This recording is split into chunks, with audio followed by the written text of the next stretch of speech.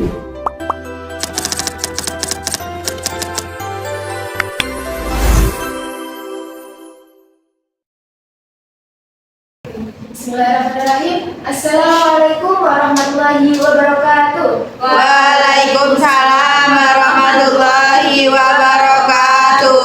Selamat siang anak-anak. Selamat siang, Bu. Gimana kabarnya hari ini? Alhamdulillah, luar biasa. Allahu Akbar. Alhamdulillah masih semangat semua ya. Alhamdulillah. Baik. Sebelum kita memulai pembelajaran pelajaran hari ini, alangkah baiknya kita berdoa bersama. Kepada kepala kelas, silakan untuk memimpin kita berdoa bersama-sama. Berdoa mulai.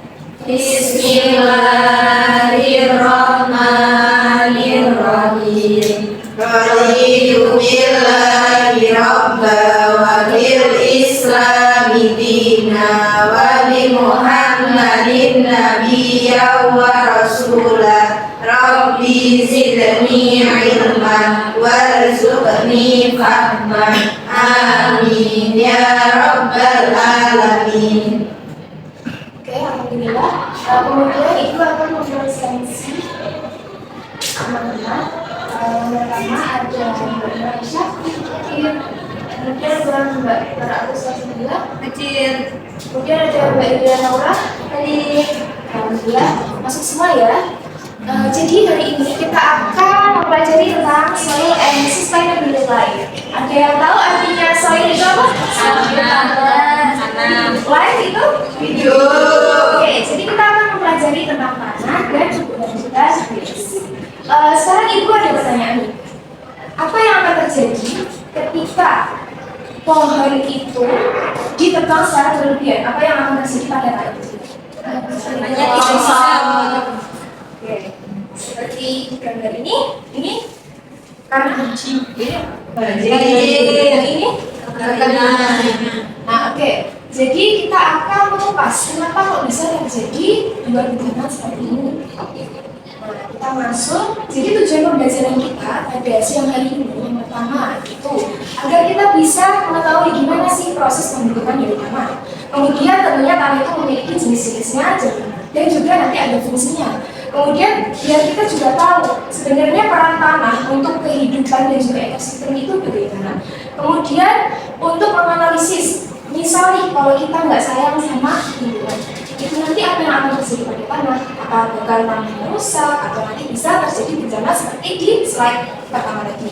Kemudian yang terakhir, diharapkan ketika sudah mempelajari materi ini, adik-adik semua bisa menuangkan pikirannya gimana caranya untuk melestarikan lingkungan agar tetap ya.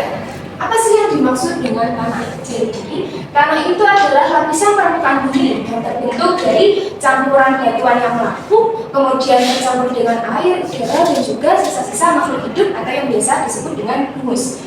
Nah, kemudian mungkin kita sering bertanya-tanya, sebenarnya tuh tanah itu gimana sih cara proses tahapan biar kok tanah itu bisa terbentuk itu gimana? Nah, seperti di sini.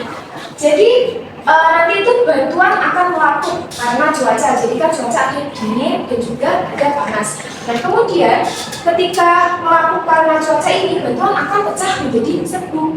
Nah, kemudian dibarengi ada dengan aktivitas organisme seperti ada cacing, mikroba, jamur yang membantu menghancurkan bahan aktif ini. Nah, kemudian di sini juga terjadi pembentukan humus dari sisa makhluk hidup.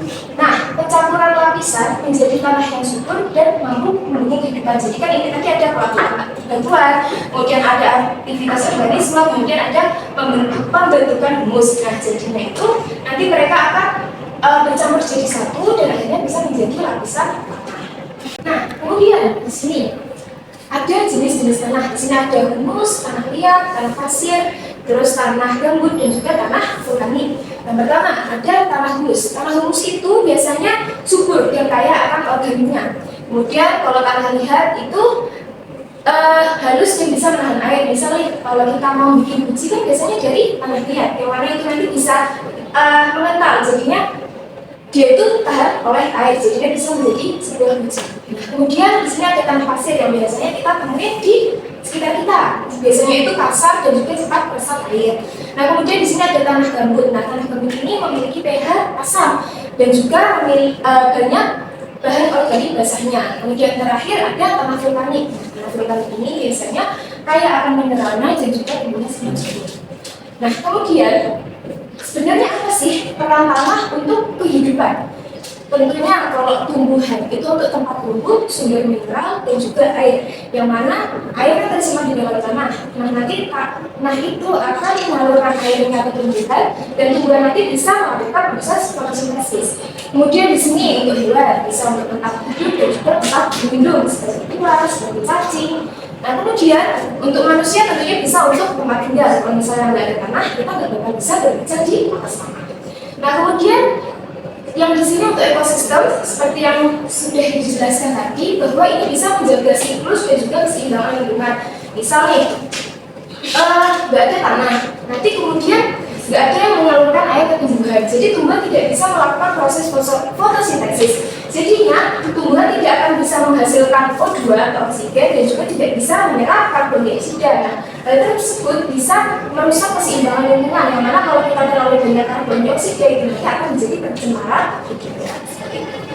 Kemudian, nah kita harus mengetahui dampak aktivitas manusia itu gimana.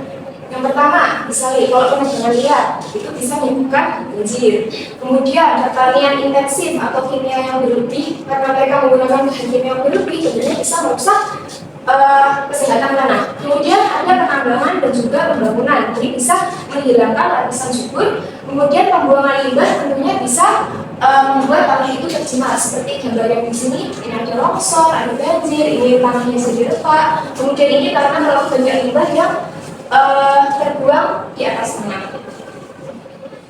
Ya.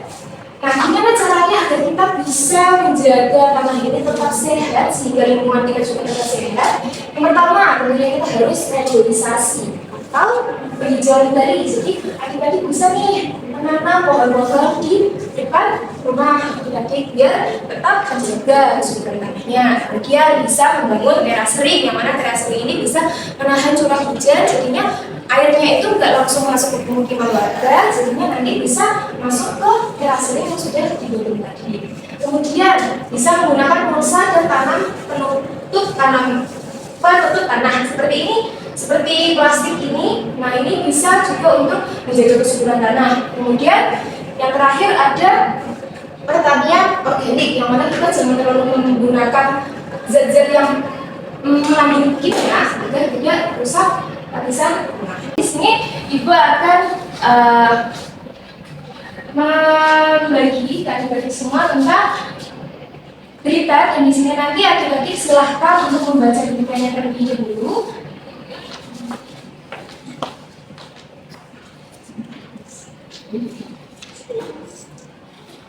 Oke, Ibu beri waktu selama 30 detik untuk mencerna berita yang ada di situ.